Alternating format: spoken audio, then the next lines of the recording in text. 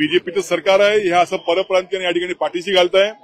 मुंबईतला मराठीचा टक्का कमी करण्याचं काम याच लोकांनी केलेलं आहे। 27% मराठी राहिलेले आहेत, जे 50%च्या पुढे होते। मला वाटतं हे सरकार त्याला कारणीभूत आहे आणि म्हणून या दोघांनी एकत्र आलं तर अशा ह्या मुजोर परप्रांतीयांची मराठीच्या बाबतीमध्ये बोलण्याची हिंमत होणार नाही, त्यांना त्यासाठी दहशत मिळेल आणि म्हणून या सगळ्यांना ठेचण्यासाठी हे दोन्ही भाऊ एकत्र असणं अपेक्षित आहे। सत्तेच्या बाजूने राहून स्वतःचे फायदे काढण्यासाठी अशा संदर्भातली वक्तव्य करू नये।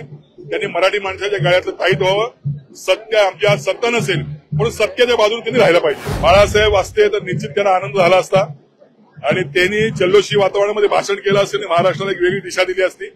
मला वाटतं बाळासाहेब वर्ण बघत असतील, त्यांना देखील आनंद होत असेल की हे दोन्ही भाऊ 20 वर्षानंतर एकत्र येत आहेत। मला वाटतं त्यांचे आनंद अश्रू पावसाच्या स्वरूपात या संदर्भात येत आहेत आणि म्हणून बाळासाहेबांना खूप आनंद होईल जे तिथे कुठे असतील ते। नमस्कार, महाराष्ट्राच्या या विशेष लाईव्ह मध्ये आपलं सर्वांचं स्वागत आहे। सध्या आपण बघतोय दोन ठाकरे बंधू एकत्र येत आहेत। आवाज मराठीचा, आवाज ठाकरेंचाच पाहायला मिळतोय। मी सध्या वरडीच्या डोम मध्ये आहे, माझ्यासोबत मनसेचे खेडेकर सर आहेत। सर, खेडेकर साहेब, आता आपण बघतोय सध्या त्यांनी बॅनर्स वरती जे लिहिलेलं आहे, उद्धव राज जिथे जिथे सुख समृद्धी तिथे तिथे, या ठिकाणी अनेक बॅनर्स वैभव खेडेकर यांनी आणलेले आहेत। सर, काय आहे? आम्ही सर्व महाराष्ट्र सैनिक आहोत आणि आज आम्ही या ठिकाणी आलेलो आहोत। आम्हाला उत्सुकता आहे दोन्ही भाव एकत्र येऊन आज महाराष्ट्राला काय दिशा देणार, त्यामुळे आम्ही सगळेच महाराष्ट्र सैनिक उत्सुक आहोत। आणि हे सगळेच घ्या बॅनर, घ्या पटकन।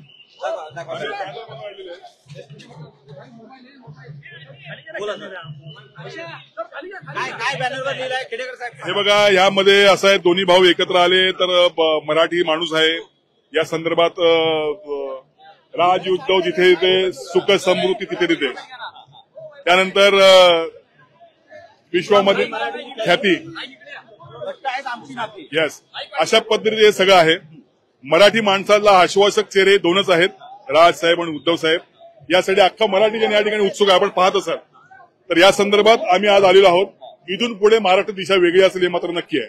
खेडेकर साहेब, दुसरा प्रश्न असा आहे, एकंदरीत या ठिकाणी दोन ठाकरे बंधू एकत्र येतात, 20 वर्षानंतर हे चित्र पाहायला मिळत आहे। होय, गेली 20 वर्ष आम्ही ज्याची उत्सुकतेने वाट पाहत होतो असे चेहरे ह्या तुमच्या चेहऱ्यावरती पण बरंच हास्य आहे। हा, निश्चित ना, हे दोन्ही भाऊ एकत्र येण्यासंदर्भात वळंदो असतील किंवा आमचे वैद्य मामा असतील यांनी खूप प्रयत्न केले।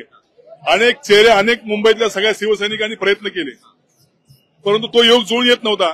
एका मराठीच्या मुद्द्यावरती हे दोन्ही भाऊ एकत्र आलेले आहेत आणि म्हणून जिथे जिथे मराठी आहे तिथे तिथे दोन्ही भाऊ एकत्र असतील। मराठीवर जो आघात होतोय, मराठी माणसावर जो आघात होतोय, तो या ठिकाणी परतवून लावण्यासाठी ही सगळी मंडळी एकत्र आहेत आणि म्हणून आजचा दिवस बाबा वेंगानी आज भविष्यवाणी केली होती की प्रलय येईल। मला वाटतं बाबा वेंगाची ही भविष्यवाणी खरी ठरताना दिसतंय। या ठिकाणी पाहत असाल आपण, मराठीचा प्रलय आलेला आहे आणि राज उद्धव साहेब या ठिकाणी एकत्र आहेत। हा प्रलय मला वाटतं या महाराष्ट्राला दिशा देण्याचं काम करेल। मराठीचा प्रलय आलेला आहे असं म्हणताय तुम्ही। आज दोन्ही ठाकरे बंधूंच्या भाषणामधून काय अपेक्षित आहे? बघा, जे महाराष्ट्राच्या प्रत्येक मराठी माणसाच्या मनामध्ये आहे ते या दोन्ही भावांच्या मुखात नेलं असं मला वाटतंय। या अपेक्षित असलेलं या दोन्ही भावांनी एकत्र यावं, हे जे काय ज्या महाराष्ट्रातल्या जनतेला आवश्यक अपेक्षित आहे ते या मेळाव्याच्या माध्यमातून मला वाटतं जनतेसमोर येईल असं या ठिकाणी मला वाटतंय। उपमुख्यमंत्री एकनाथ शिंदे यांनी काल जय गुजरातची एकंदरीत आठवण करून दिली आहे किंवा त्यांनी भाषणामध्ये जय गुजरात म्हटलंय। बघा, बाळासाहेबांचे विचार घेऊन यांनी सत्ता स्थापन केली आहे। बाळासाहेबांनी कधीच महाराष्ट्र सोडून कुठल्याही राज्याचे गुणगान गायलं नाही, मराठी माणसाचं गुणगान गायलं। मला वाटतं बाळासाहेबांचे विचार हे लोक या लोकांकडे गहाण ठेवण्याचं काम करत आहेत। बाळासाहेबांचे विचार फक्त राजसाहेब ठाकरे आणि उद्धवजी ठाकरे हेच या ठिकाणी पुढे नेऊ शकतात, हे पुन्हा एकदा अधोरेखित झालेलं आहे। मराठीच्या मुद्द्यावर का होईना दोन्ही ठाकरे बंधू एकत्र येत आहेत। आगामी स्थानिक स्वराज्य संस्थांच्या निवडणुका पाहता काही वेगळं चित्र दिसेल असं वाटतंय? आजच्या भाषणामधून किंवा आजच्या मेळाव्यामधून काही वेगळं चित्र दिसेल का? हा, निश्चित अपेक्षा आमच्यासारख्या महाराष्ट्र सैनिकाला तेच आहे की वेगळं चित्र या ठिकाणी दिसण्यासाठीच आम्ही इथपर्यंत आलेलो आहोत आणि म्हणून उत्सुकता या सगळ्याच महाराष्ट्र सैनिकांमध्ये आहे। या मेळाव्यातनं निश्चित वेगळं चित्र पाहायला मिळेल, वेगळी दिशा पाहायला मिळेल, एवढं मात्र नक्की आहे। केडिया किंवा सदावर्तेंसारखी माणसं राज ठाकरेंवरती थेट टीका करताना पाहायला मिळतात। या सगळ्या केडिया असेल किंवा नाला सोपारत्न चौधरी सारखे जे व्यापारी असतील, यांना एवढं डेअरिंग येतं कुठून? तर हे बीजेपीचं सरकार आहे. हे असं परप्रांतीय या ठिकाणी पाठीशी घालताय.